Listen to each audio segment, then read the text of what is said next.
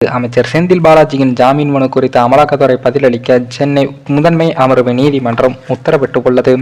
சட்டவிரோத பண பரிமாற்றம் தடை சட்டம் வழக்கில் அமலாக்கத்துறையால் அமைச்சர் செந்தில் பாலாஜி கடந்த ஜூன் மாதம் 14ஆம் தேதி கைது செய்யப்பட்டார். இந்த வழக்கில் செந்தில் பாலாஜிக்கு எதிராக ஆகஸ்ட் 12ஆம் தேதி சென்னை முதன்மை அமர்வு நீதிமன்றத்தில் சுமார் 3000 பக்கம் கொண்ட குற்றப்பத்திரிகை அமலாக்கத்துறையினரால் தாக்கல் செய்யப்பட்டது. இந்த நிலையில்தான் இந்த வழக்கில் ஜாமீன் கோரி அமைச்சர் செந்தில் பாலாஜி ஏற்கனவே 2 முறை தாக்கல் செய்த மனுக்களையும் முதன்மை அமர்வு நீதிமன்றம் தள்ளுபடி செய்தது. இதனையடுத்து ஜாமீன் கோரி செந்தில் பாலாஜியின் ஜாமீன் மனுவை சென்னை உயர்நீதிமன்றமும் தள்ளுபடி செய்த நிலையில் உடனடியை கருத்தில் கொண்டு ஜாமீன் கோரி உச்சநீதிமன்றத்தில் மனு தாக்கலும் செய்யப்பட்டது. அந்த மனுவை உச்சநீதிமன்றம் ஏற்க மறுத்த நிலையில் கீழமை நீதிமன்ற நாடலாம் எனவும் அந்த மனு மீது தகுதியின் அடிப்படையில் முடிவெடுக்க வேண்டும் என உத்தரவிட்டிருந்தது. இந்த நிலையில் தான் செந்தில் பாலாஜி ஜாமீன் கோரி 3வது முறையாக முதன்மை அமர்வு நீதிமன்றத்தில் மனு தாக்கல் செய்யப்பட்டது. அதில் இந்த வழக்கில் ஆவணங்கள் திருத்தப்பட்டு உள்ளதாகவும் அதற்கான ஆதாரங்கள் தாக்கல் செய்யப்பட்டு உள்ளதாகவும் மனுவில் தெரிவிக்கப்பட்டு உள்ளது.